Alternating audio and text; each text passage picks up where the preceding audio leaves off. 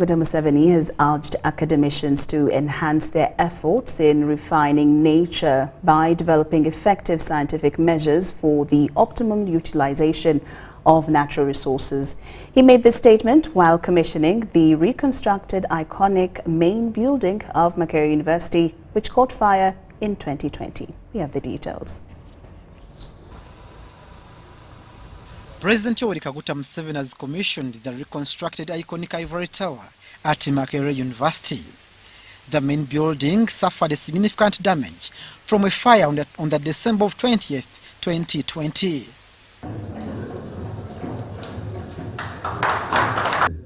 As Professor Nawang said, my main concern was the records of the university, of the students.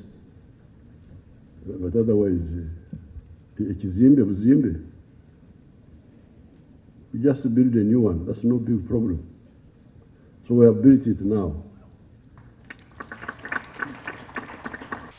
The president also installed Dr. Crispus Walter Kiyonga as the new chancellor of Makerere University. Has now installed the chancellor and is getting him seated in his official chair as the chancellor. Dr. Crispus Kiyonga is an outstanding cadre and leader of the NRM. He's a member of the Central Committee and he has been very active in our efforts ever since 1980 when we were involved with UPM. So I congratulate him and I congratulate the university. Museveni encouraged university scientists to boost the refining of the country's mineral resources. The president expressed support for the university's proposal to establish a road construction unit. These science courses, they must be, as we say, vertically integrated, teaching our people how to look for the raw materials, as the professor was saying, Professor Nawang was saying, how they can look for the minerals. But we should not only have the technology to look for the minerals, but to add value to all of them up to the last, so that we get maximum value from them. Dr. Kiyonga committed to aiding the university's management in advancing the country's transformative agenda and benefiting Africa as a whole. The research agendas of the university speak more clearly and more directly to the development agenda as spelled out by government. Can the students be more involved in different forms of extension in the Ugandan population and communities? The First Lady, also Minister for Education and Sports, Janet Kataya Museveni, highlighted that the interior design harmonized modern technological demands with the traditional aesthetics. The reconstruction project has costed the government 21 billion shillings. Makerere has restored this building to its original exterior glory while making necessary the interior adjustments to meet current needs. The restoration design undertaken by academicians from the Makerere University College of Engineering, Design, Art and Technology is even more fulfilling. The university management commits to establish a memorial museum reflecting the country's liberation journey. We have dedicated significant space within the main building for a university museum. We believe it is essential for current and future generations to learn about our society's socio-economic struggles and the selfless sacrifices made for our liberation. Preserving and sharing this information embodies the true Pan-African spirit that Your Excellency stands for. The university management commended government for financial support in renovating halls of residence. However, they called for increased funding to address salary disparities among academic staff. Government has generously funded several infrastructure projects, including the construction of the School of Law, School of Dentistry, the renovation of Lumumba Hall, the wall around the university, and several others projects. Professor Naong outlined additional infrastructure programs and promised to provide an accountability report to the government detailing the use of funds. Relatively big gap between the salaries of the professors and senior lecturers and lecturers. I pray, Your Excellency. This will certainly go a long way in improving our effectiveness and impact on the economy. The Vice-Chancellor urged the government to expedite the graduate scholarship scheme to enhance capacity development and research. Abdul Nasir Lubama for UBC. The First Lady and Minister of Education and Sports, Mrs. Janet Museveni, has emphasized the importance of ensuring host communities benefit equally from services offered to refugees in their areas. This approach aims to prevent conflict and promote social cohesion. While meeting with Jocelyn Bigira, the new head of mission for the Intergovernmental Authority on Development (IGAD) in Uganda, the First Lady highlighted that pre-primary education was initially established only in refugee camps, excluding children from host communities. She warned that this disparity could lead to tensions between refugees and their hosts, and advised that the Education Response Plan Secretariat expands it to include host communities, ensuring it doesn't solely benefit refugee children. I asked them to go back and to where that program was established, to explain that it's vital that we have that program expand to get to all the host communities so that it does not just benefit the refugee children alone. Mrs. Museveni welcomed the IGAD team and expressed appreciation for their briefing. She affirmed the Ministry of Education and Sports readiness for increased cooperation and collaboration with IGAD. She underscored the importance of IGAD's programs supporting refugees in Uganda, noting that many refugees come from IGAD member states such as South Sudan, Somalia, and Eritrea. However, she inquired about IGAD's support for refugee income generation projects. Ms. Bigira acknowledged IGAD's strong presence in Uganda since its 1986 formation and commended President Museveni as a key member, pioneer, and ongoing support of IGAD. She briefed the Education Ministry leaders on IGAD's programs, which addresses peace and security, health and social development, economic cooperation and regional integration, as well as agriculture and environment. This is one area where we need to strengthen cooperation and collaboration because we know that once we have the National Qualification Framework and a costed plan, we can be able to identify ways where Uganda can be supported. So we've continuously provided platforms for learning, for experience sharing, and want to continue doing that because as a regional body, we feel we have a big role to play, but we can be able to do that well if we strengthen the collaboration and coordination. And I must say that for Uganda and with the Ministry of Education, we have had very close working relationship and would like to continue with this kind of working relationship and identify areas where we could even do better. She appreciated Uganda's progress in adopting IGAD's regional qualifications framework to address national challenges. Reporting for UBC, Baguma William. Thank you, Baguma William. Now, the 2024 Southern and Eastern African Chief Justices Forum has officially come to a close. The function was presided over by the Deputy Speaker of Parliament, Thomas Taiwa, who represented the Speaker of Parliament, Anita Annette Among. In delivering her speech, Speaker Among commended the conference for its role in enhancing justice within member states. Deputy Speaker of the Parliament. The Southern and Eastern African Chief Justice Forum, which commenced yesterday at Munyonyo, was officially closed by the Deputy Speaker of Parliament, Thomas Tayebwa. Speaking on behalf of Speaker Anitanita Mong, Tayebwa remarked that the conference was timely and aligned with the goal of improving justice delivery among member countries. He highlighted how sharing ideas and best practices can contribute to unlocking economic potential in the region. Over the 2 years of this conference, you have had an extensive discussion on exploring reforms in African judiciaries and candid conversations relating to the independence of the judiciary, specialized courts, selection and appointment of judicial officers, among others, which are all integral components of the justice systems we run.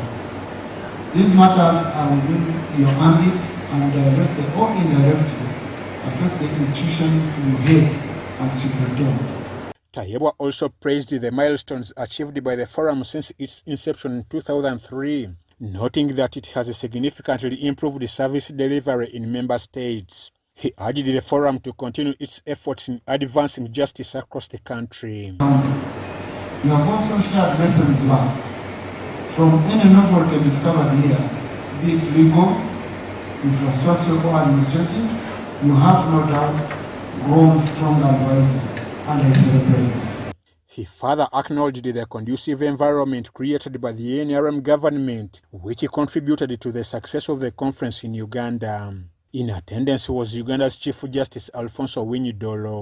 Two phrases, quote, access to justice and judicial reforms, close quote.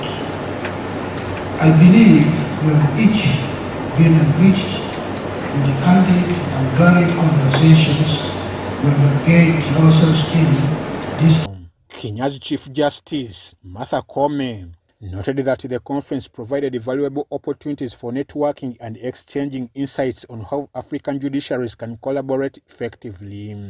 She emphasized that good governance is heavily reliant on the independence of the judiciary. Has offered us an invaluable opportunity to connect with each other.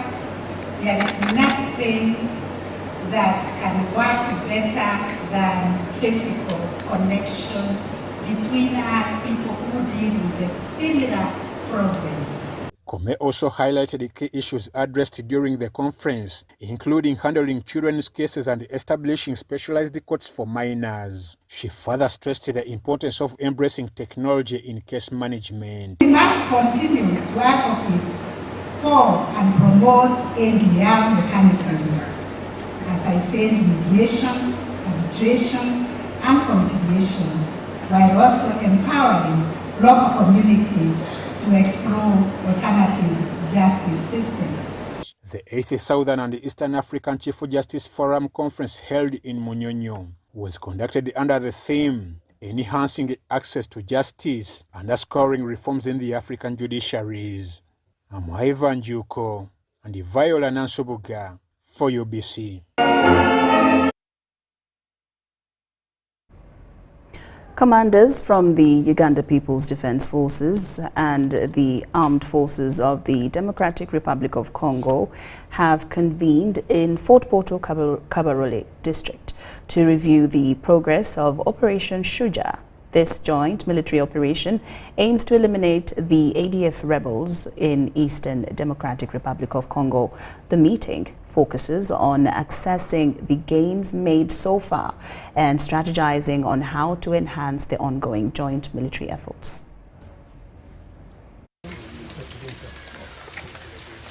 The gathering in Fort Portal marks a significant milestone in the continued efforts to eradicate ADF rebels and bolster regional security.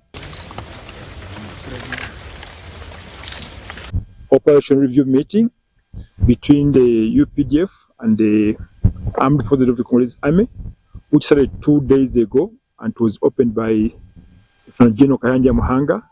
Today it came to its conclusion, and the commanders from both sides appended their signatures on the outcome of this review meeting. The review meeting is crucial for evaluating the achievements of Operation Suja and planning for future joint operations to effectively defeat the ADF in eastern DRC. The discussions for karatasi ambao tuliwasaini, you all contributed. And details kila mtu kinayo. Hii tano ambao kawaida na review operation za kwetu, so that we know where we coming from. Sasa hivi tuko wapi na tunaendelea wapi. And I think the journey is good. Tuna kuanzia mwezi wa 5, mwezi wa 7, the last review, na leo achievements zimekuwa mengi sana. And the enemy is on the run. By the way, kuanzia kwa sector 1, sector 2, sector 3 na 4 kuwa bega kwa bega, na tutumike na collaboration hadi tumalize hii ADF, hii nchi yetu mbili tupate usalama na development irudi na maendeleo itakuwa na wananchi wa kwetu wataendelea kututemwanye kwa yote. The joint military success include the elimination of the key ADF commanders, recovery of weapons and ammunition, and the rescue of abductees held by the rebels. They have been treated by the Joint Forces medical team. Some of them have fully recovered, others are not yet. Unfortunately, some of them, including children, lost their limbs, but they're being treated. They're not in a worrying situation. The Operation Suja review underscores the strong cooperation between the UPDF and FADACA forces in combating terrorism and restoring peace in the region. But right now, the sector 4 is the sector that is between Beni, Kamanda, and Mombasa. But currently, as we talk, a number of the ADF remnants have crossed the triangle which forms sector 4. So there was need, I think this meeting was very important, that there's need to review the limit of exploitation of the joint forces beyond the sector. The FADACA forces, represented by Major General Abdallah Nyembo, commander of Ituri province, and Major General Mandev Bruno, the commander of North Kivu province. The UPDF delegation includes Lieutenant General Kanja Mahanga, the commander of land forces, alongside Mountain Division and Operation Suja commander, Major General Richard Otto. Haruna Mtesasira, UBC News. The Ministry of Lands has officially launched a public web portal designed to facilitate efficient and instant land searches and other related transactions via smartphones. The Minister of State for Lands, Honorable Sam Mayanja, explained that the web portal was developed to combat corruption in land transactions and ensure a return on the government's investment. We have more. Land agents and brokers have been known to exploit the public by charging exorbitant fees for land transactions, often through fraudulent means. The new portal allows the public to engage directly with the Lands Ministry using smartphones, reducing reliance on physical land offices. To access the portal, users must have an account with the Uganda National Land Information System, available through the Uganda National Land Information System app.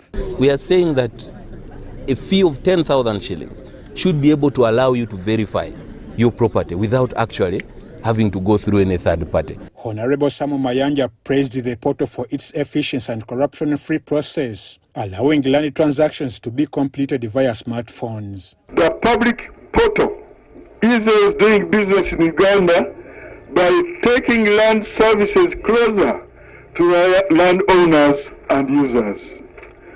This is being done to transform service delivery in Uganda's land sector.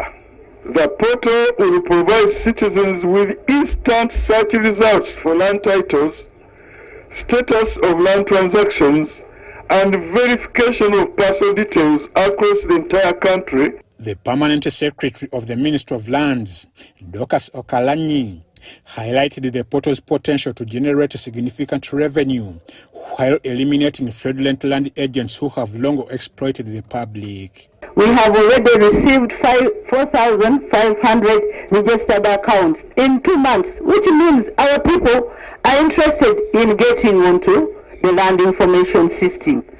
And we have generated 15 million shillings in this short time.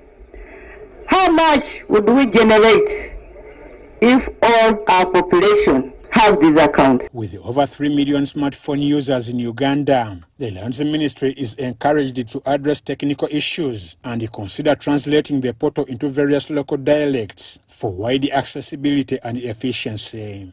Si ffenna nti tugenze tutegedde. Abalina amataka bangi tebasoma ate tebalina smartphone. Kyesimanyi batusindika gula smartphone ffenna. The project manager of the National Land Information System Enhancement Project, Alexius Santino, expressed pride in Uganda leading the way in digitizing land records compared to other African countries. All that put together will make an enhancement to the quality of the system. Uganda embarked on the digitization of its land records in 2010, and the digital registry has since been rolled out across the ministry's zonal offices. The project has been supported by a World Bank loan of $72 million, with Uganda generating a significant turnaround of $240 million through its digital land registry. The National Land Information System project is implemented by IGN France International. I'm Ivan Juko for UBC. The Parliamentary Committee on Legal and Parliamentary Affairs has initiated the scrutiny of the Administration of Parliament Amendment Bill 2024. The bill seeks to change the way the Leader of Opposition is elected. Mityana South MP Richard Lumo introduced 4 more clauses to the bill during the first appearance with the MPs.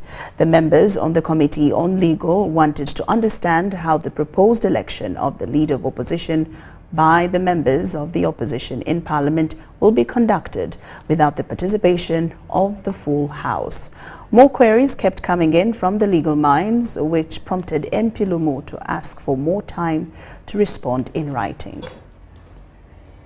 The Administration of Parliament Amendment Bill 2024 is taking a marathon speed as the members of Parliament sitting on the Committee on Legal and Parliamentary Affairs initiated the legal provision to necessitate the proposed bill. The MPs on this committee first wanted to understand the consequential procedure, whether the proposed bill calls for the amendment of the Constitution of Uganda in relation to the Article 82A, which provides for the office of the Leader of Opposition. It has been interpreted, even by courts of law, that when any article of the Constitution is being amended, the entire Constitution is available for amendment. The committee, chaired by Bukoli County North MP Stephen Baker, later allowed MP Lumo to present the bill. The way the law is drafted today, the law is supposed to be elected. But I don't know whether there is any evidence whether the law has ever been elected. As MP Lumo presented, the MPs paid attention to what would infringe the existing legal framework. If you interrogate Article 82A, there are 2 keywords: multi-party system or organization and Leader of Opposition. Now your definition tends now to restrict the definition to opposition parties in Parliament. Does this definition meet the test of multi-party system or organizations in the Constitution?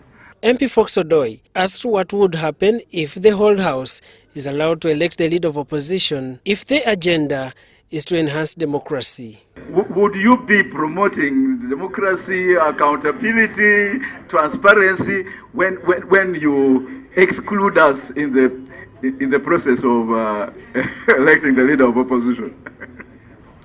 What guides you to assert that the only way we can strengthen this office is to be chosen or to be elected by only members of the opposition party? And what lacuna would it create if, like all other offices that administer Parliament, political offices, the whole Parliament is involved in the choice of the Leader of Opposition? The question of who will preside over the elections was left hanging as MP Lumo promised to answer in writing.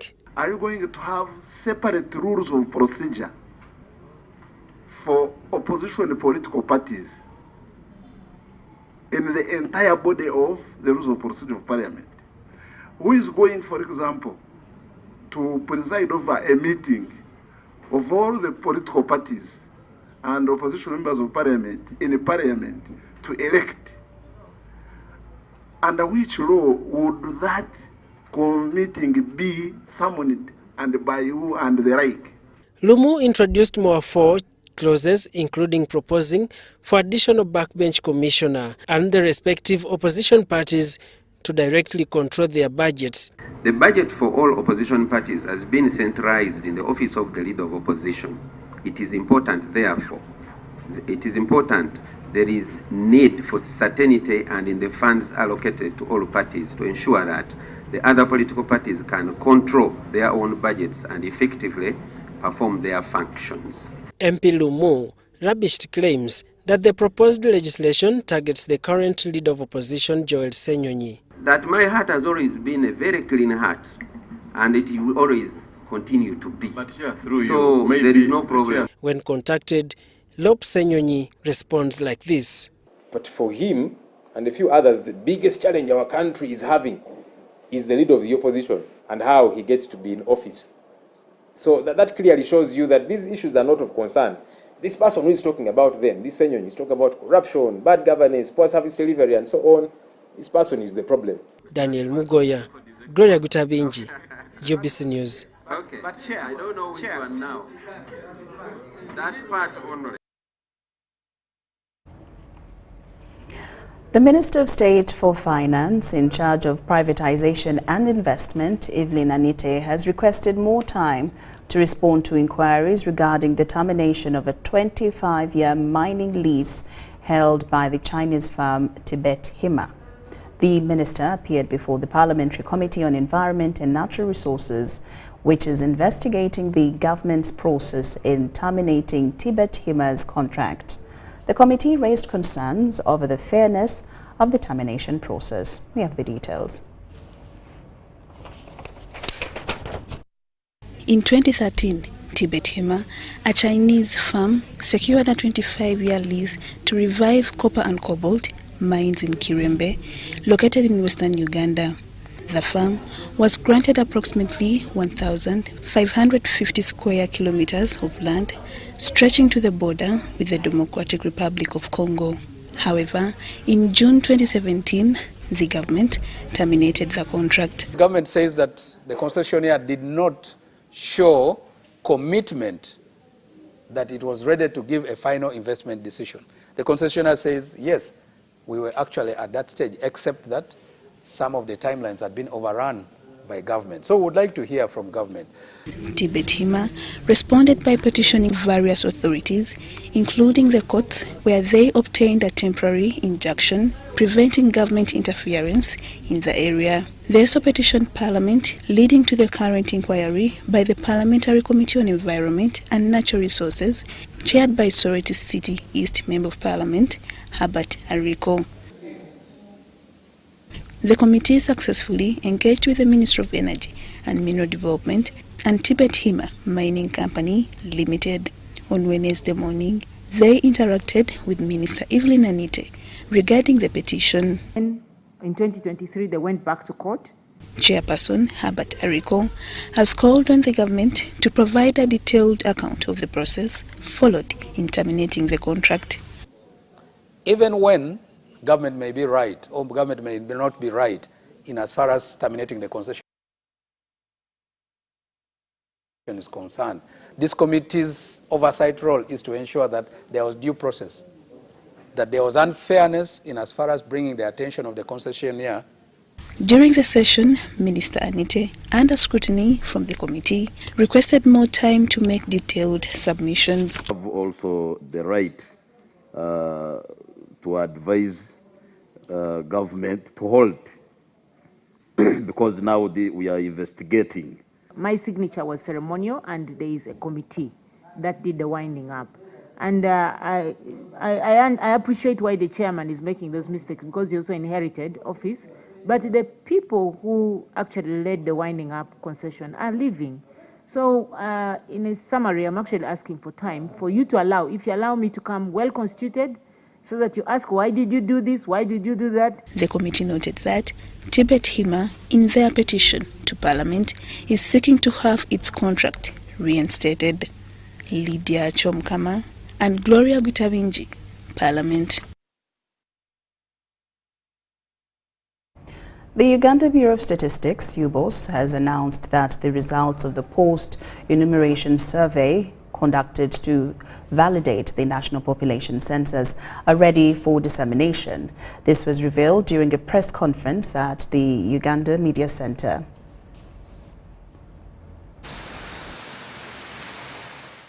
Following the post-enumeration survey conducted in August and September to validate the results of the national population census, UBOS has confirmed that the results are now ready for release. One thing that the country should be sure of is that this is high-quality statistical information. This information has, the data has been collected and processed using the latest technology that can guarantee a quality statistical data. Didasas Okoth, the acting principal public relations officer, stated that the results will provide key insights, including the size and standards of living of Ugandans. Do you own a bicycle? Do you own a motorcycle? Do you own a vehicle that you can easily move from one destination to another to access certain quality or certain type of services? It was also noted that the government provided 99% of the funding for this census, facilitating the payment of approximately 90% of the enumerators, supervisors, guides, and other assistants. For those who have not paid, we request you to take heart. Don't lose hope. You are going to be paid. The results, which represent a significant step in Uganda's efforts to enhance service delivery, will be released tomorrow, 3rd October 2024, at the Kampala Serena Hotel. Kain Faith and Juma Nsamba for UBC. UBC News Tonight takes a very short break, but we return with more stories after these messages.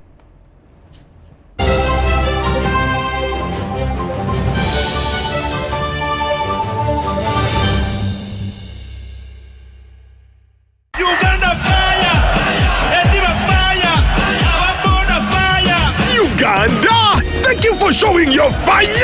As Uganda Crane showed Congo why nobody is called a Katiro! Mayuwa wa mubiri gabuli Joe! Katika Uganda Crane 6 on South Sudan on the 11th of October. Bring more fire and support even harder Nambole. Dial *165*20# or go to buy ticket on the Momo app to get your discounted ordinary ticket at 20k on Momo. And it comes with a free train ride to Nambole. Cash is 25k. Game starts at 7 p.m. The first 2 Nel special beers go for 1k each when you buy with Momo at MTN Gavut Day. Uganda Cranes Fire! MTN Fire! Proudly brought to you by MTN, the #1 supporter of Uganda's football. Together, truly unstoppable.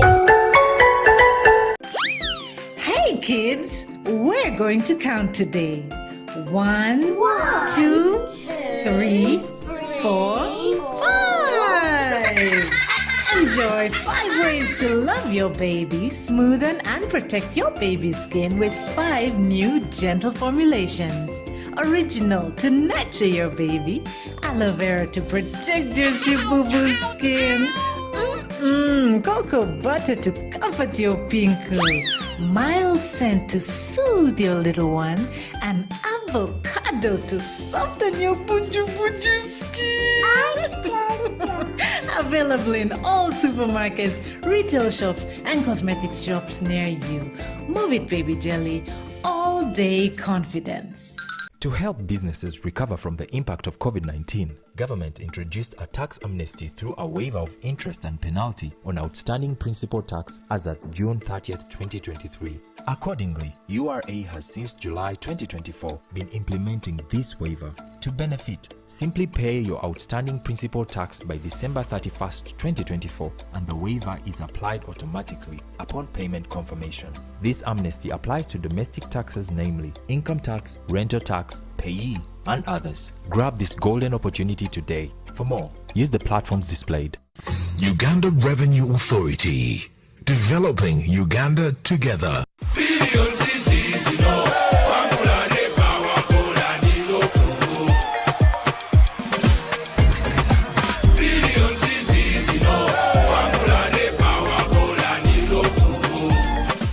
Uganda Manufacturers Association celebrates 30 years of industrial excellence. Come and be part of the 30th UMA International Trade Fair at Lugogo from the 2nd to the 10th of October. We celebrate 30 years of industrial excellence with an education pavilion, an agricultural pavilion, and a job skills development pavilion for job seekers. There will be lots of fun, entertainment, and business opportunities. Come and be part of this great journey and milestones. Entrance fee is only 10,000 shillings. If you want an exhibition stall, call +256 0703 552 444 or visit the UMA website, powered by Total Energies, Hisense, Smart Tech, and Stanbic Bank.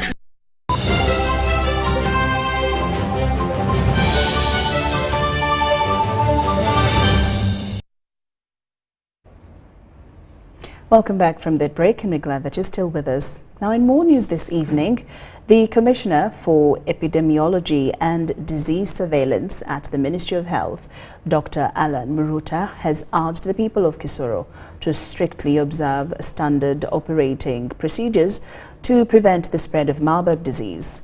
This follows the outbreak in neighboring Rwanda, which has claimed the lives of 8 people. While addressing the district task force, health department officials and the security team at Kisoro District Council Hall, Dr. Muruta emphasized the importance of screening all residents coming from Rwanda at the border to ensure that Marburg disease does not cross into Uganda. A matrix which is supposed to guide the country on what we need to do. Number one, to prevent any possible spillover of Marburg, because Rwanda is an immediate neighbor, but also to quickly detect if there is a spillover and then we manage. In addition to surveillance, we should communicate to our health facilities to do IPC. Infection prevention is important to protect our health workers and others that can get infected. We should have an immediate response, and about risk communication and social mobilization, we should reach out. We feel we should first reach out those communities around the border and ensure they have the knowledge about that disease. Masks, we have sanitizers. There are some there in the stock. The physical experience was that we move there, we talk to them, the schools, how they should guard themselves about Marburg. 100 people to 200. That is during market days, Kana and the Monday. Now, in more news this evening, the Executive Director, Uganda Wash and Sanitation, Unia Musazi, says Uganda merely needs an annual funding of 3 trillion shillings for universal access to water and sanitation. Unia Musazi attended a meeting with the civil society organizations and government ministries in Kampala to assess the status of WASH initiatives in the country. One of the main barriers to achieving universal access to water and sanitation is inadequate financing. This has been disclosed by the Executive Director, Uganda Water and Sanitation Network, Unia Musazi, at the annual Civil Society Organization Forum in Kampala. We as the civil society organizations, we are trying to put our voices together, and that's why we're meeting today, where we are sharing that annually we invest close to 100 billion within the programs that support the access to servicing of clean water and sanitation and also environmental conservation. Unia Musazi says the country requires 9 times the current budget allocation to meet its water, sanitation and hygiene targets. Unia Musazi says 70% of Ugandans have access to clean water, but 3 out of every 10 households still lack this essential resource. Every 10 households 3 households don't have access to clean water. And when it comes to sanitation, it's still appalling. Close to more than 10 million Ugandans still don't have access to basic sanitation. So that's why we're deliberating in partnership with development partners, with government, with the private sector, to identify the challenges that we still have to face, to address, and also come up with recommendations that we need to put in place. Another significant challenge is the limited capacity of local governments, particularly in rural areas, to enforce sanitation policies. Burden of open defecation is 8% in the towns and cities, and it's at 16% in rural areas. But this is average for the entire Uganda. You may find one community is contributing like 80% of this 16%. So that's the biggest problem, because I keep wondering, why would you not go to a pit latrine? But some cultures forbid it. Many districts lack the manpower and resources to monitor water and sanitation practices, or to enforce laws such as the requirement for households to have a latrine, despite having over 170 member organizations in WASNET. Only about half of them consistently report on their activities, making it difficult to track progress and address gaps in service delivery. Sudat Kaye, UBC News. The Ministry of Education and Sports has expressed concern over the slow adoption of the Education Management Information System (EMIS) by private schools for registering learners and staff. In a statement delivered by the Commissioner of Planning in the Education Sector, Robert Okudi, on behalf of the Education Permanent Secretary, Dr. Kedres Tudiagenda, it was emphasized that it is crucial for private schools, along with the remaining government schools, to register their learners on the platform. This is essential to enhance decision-making, monitoring and policy analysis in Uganda's education sector. We have more. The acronym EMIS stands for Education Management Information System. EMIS provides mechanism to view and manage the education institution's profile information. This ranges from nature of ownership, location details, to school governance. The learner details form the core of EMIS statistics.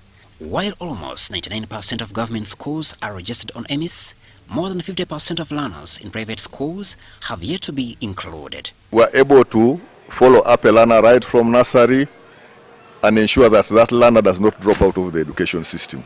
We should be able to plan for tertiary courses for learners who have problems going through the formal system. We use EMIS because it's a database of all learners in the country to determine the right age of sportsmen who participate in competitions. Despite the ministry's continuous efforts to encourage schools to adopt the system, the slow uptake by private schools is hindering evidence-based decision-making in the sector. So of course we want to know the learners you have. The learners belong to the country, to government. So we want to know the status. If you took time and embraced the system as it is, it should be able to help you in recovering tuition fees for the holders. It has been developed 100% by Ugandans.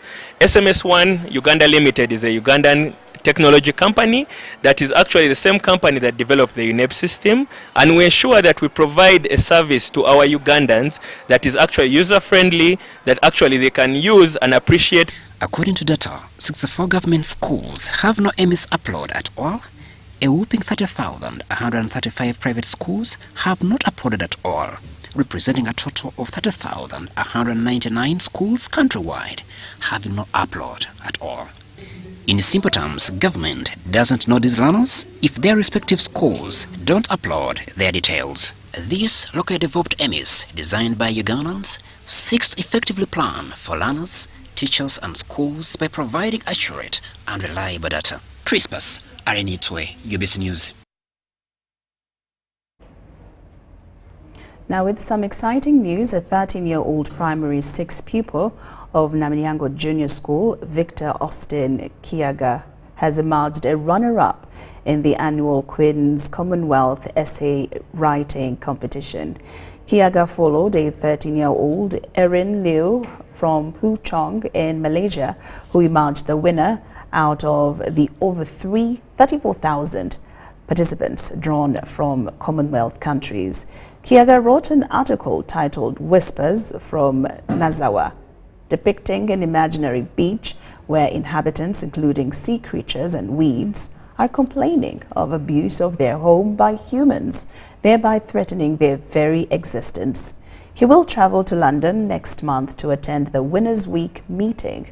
The school organized a Thanksgiving service presided by a procession through Seta, with police in ceremonial attire in the lead. Take a look. They kept reducing.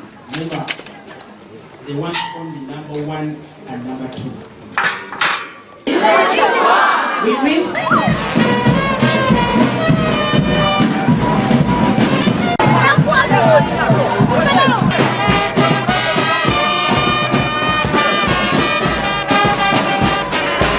My expectations after writing the poem was, I thought I may get something like a silver award, but God has made me reach such a moment. The creatures at the sea whisper in lamentations for their home Nazawa has gone through pollution. In school, I first joined the writing club in primary 4, and it motivated me to do more writing. So I had vigor in writing and participate in the Commonwealth. It is possible to win, so please teachers come up and make sure so many children get involved in this.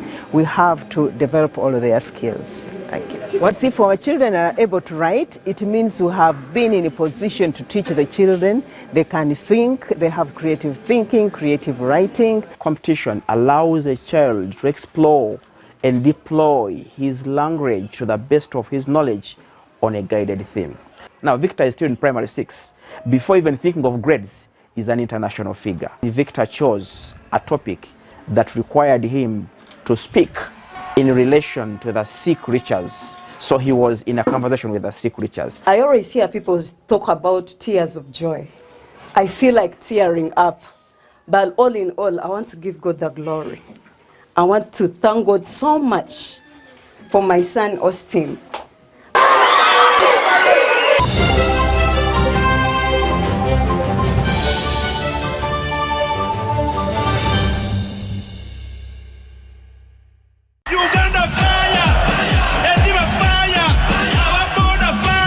Uganda, thank you for showing your fire.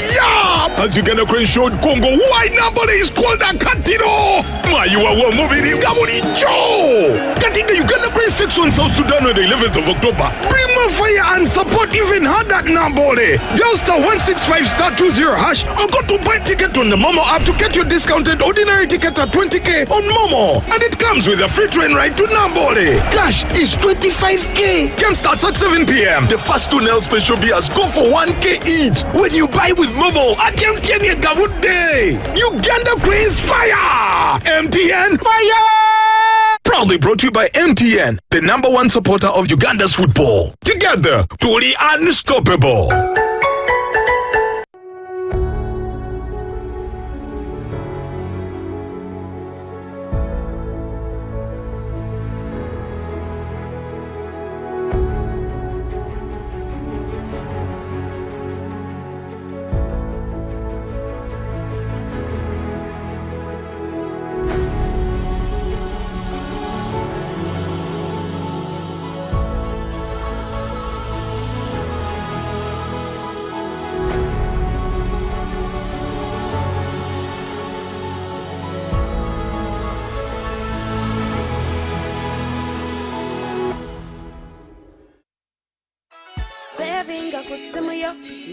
In the heart of Uganda, a financial revolution is happening. We were once left out, saving the old-fashioned way, with an unexpected saving spot, keeping it too close for comfort. But now, we found a better way to save and manage money. Download the Wendy app from Google Play or App Store or dial *229#. With Wendy, your money is safe and you can earn interest daily.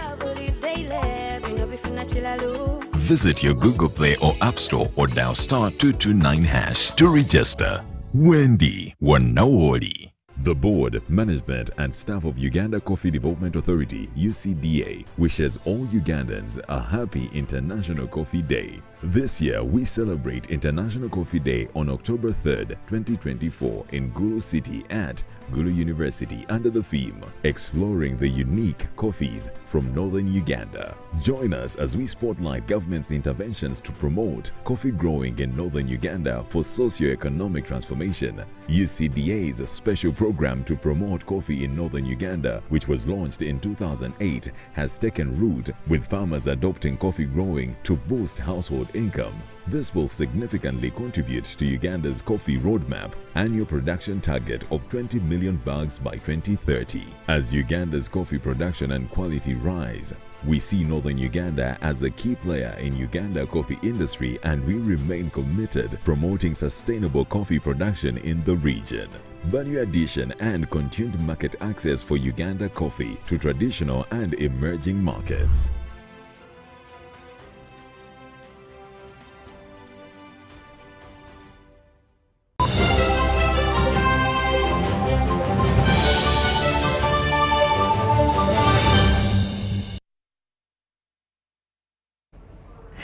Welcome back from that break, and now into the business scene. Trademark Africa is targeting to raise at least $100 million to implement phase 3 of its operations in Uganda. According to Anna Namboze, the country director for Uganda and South Sudan, the upcoming phase will prioritize greening trade, expanding e-commerce and fostering inclusivity, among other key objectives.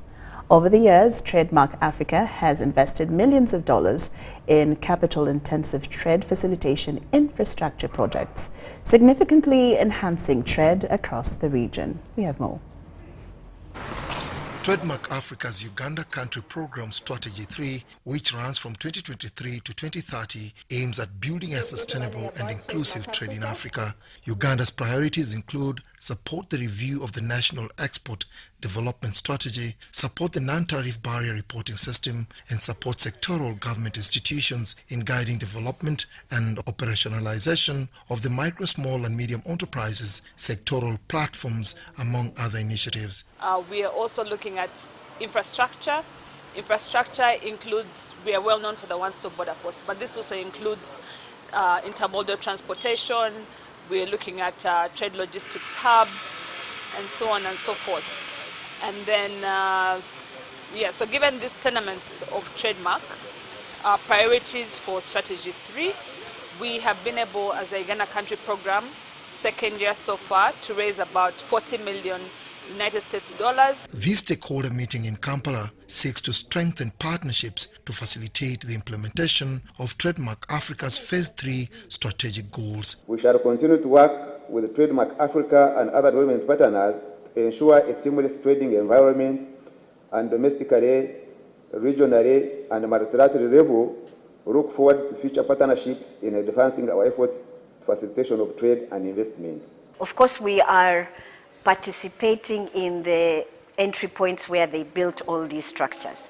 So it is only natural now that they will help equip the structures. We were given space in the entry points to be able to do our work, but we didn't have the equipment. In the case of the Eastern Africa Grain Council, we have partnered with Trademark Africa under the Economic Recovery and Reform Activity funded by USAID. And in this partnership, we are basically implementing a project which is on strengthening the competitiveness of the export-oriented staples in East Africa. In addition to greening trade and enhancing e-commerce, the new phase also prioritizes inclusivity, women, youth, refugees, persons with disabilities, to ensure their involvement in trade to foster resilient communities. Over the years, Trademark Africa has channeled millions of euros towards addressing trade barriers and fostering regional integration. The efforts have yielded positive results, says Monica Hangi, the Regional Director, TMA East and Central Africa. Trademark Africa responds to the needs, and our programs are responding to what the partners and as the country has set the priorities. And that is how we program our work, how we prioritize the partners and even the groups that we reach out to just bring that transformative change that we want to see for trade to happen. TMA aims to raise $100 million to implement Strategy 3. So far, the organization has secured $40 million. Dennis Igoa for UBC News. And now let's take a look at how the Uganda shilling has been faring against all the rest of the foreign currencies. Brought to you by download the Wendy app from Google Play or App Store or dial *229#. Wendy Wanaori.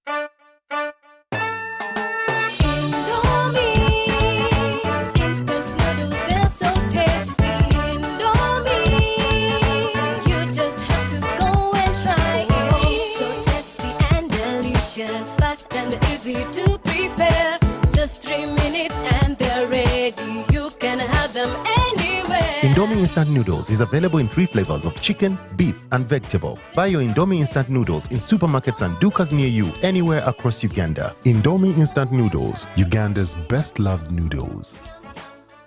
The Ministry of Health informs the general public that there are some cases of Mpox detected in Uganda. The ministry, working with partners and affected district local governments, are doing their best to contain the situation. The signs and symptoms of Mpox are body rash, fever, general body weakness, headache, sore throat, nasal congestion or cough, and swollen lymph nodes. You can prevent yourself from getting infected with Mpox by avoiding close contact with people who have been confirmed to have Mpox or who have signs and symptoms of Mpox. Avoiding touching or sharing personal items like beddings, eating utensils, phones, or other belongings of a person who has the signs and symptoms of Mpox. Avoiding contact, including eating, with all wild animals, alive or dead, especially those known to carry the virus, such as rodents and monkeys, and those that appear sick or have been found dead.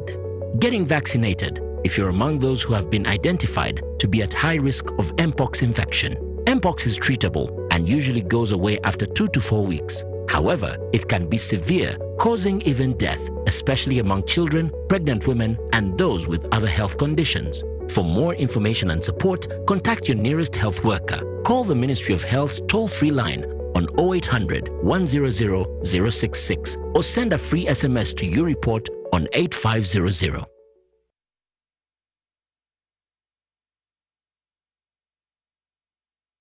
Made in Mbali, the ultimate trade show and expo 2024. Join us for an exciting showcase of Made in Uganda industrial products, proudly presented by Honorable Minister Evelyn Anite and Chairman Tiang Tang Group Paul Zhang.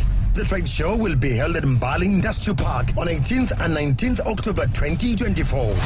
Come and experience the best of Ugandan industry. All products from Mbale Industrial Park. Entrance is absolutely free. The chief guest, His Excellency Yoweri Kaguta Museveni, with other guest speakers including the Vice President, Her Excellency Jessica Lupo, the Prime Minister, the Right Honorable Robin Nabanja, the Minister of Finance, Honorable Matia Kasaija, the Mbale Industrial Trade Show and Expo. Buy Uganda, Build Uganda. Powered by the Minister of Finance, Planning and Economic Development.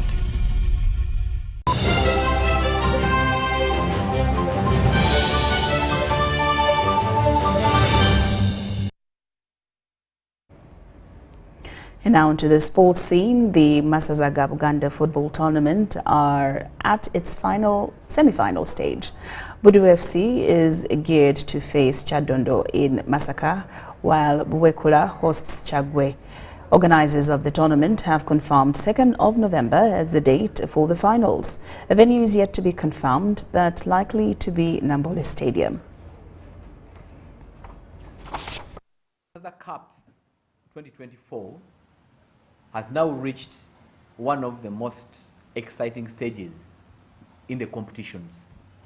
This year's edition has seen an improvement in all sectors of the sport. We have increased viewership. We have seen the talent at the games. We have seen the management also improve. And this year's semi-finalists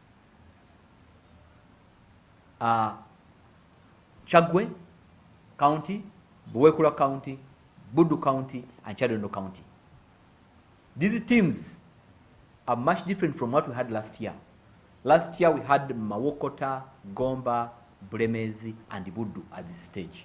So only one of them from what we had last year is one who has made it to the finals this year. But I've also had a tremendous improvement in discipline of the sport. Now, I want to call upon everyone who has been just hearing about the final, who has been just thinking about the Masaza Cup, that on the 2nd of November is when we're going to have the finals of Masaza competition this year. We are going to have 2 games on that day. The 4 semi-finalists are going to be competing on the 2 games of the day. Classification game between 4th and 3rd place, and also the 2 finalists. Then we have a victor. You don't have to miss the final. Get ready, prepare everything possible to come and be with us on the 2nd of November when we have the finals of the Masaza Camp competitions 2024.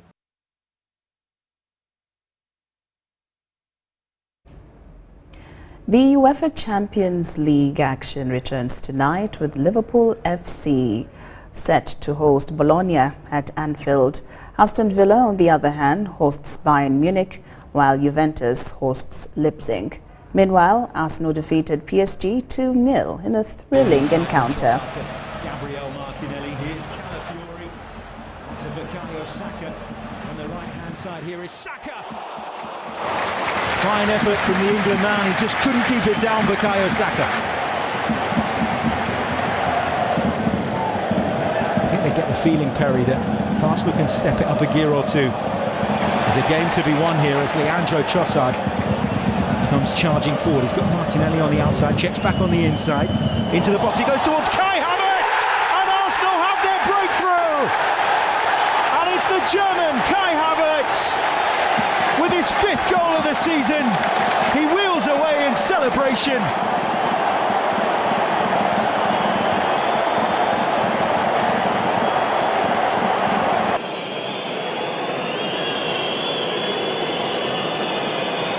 Saka's delivery, Martinelli tries to get something on it, it's gone all the way through and into the back of the net. Arsenal double their lead. I'm not sure if anybody else got a touch on it. The players come over to Bukayo Saka on the right-hand side to celebrate.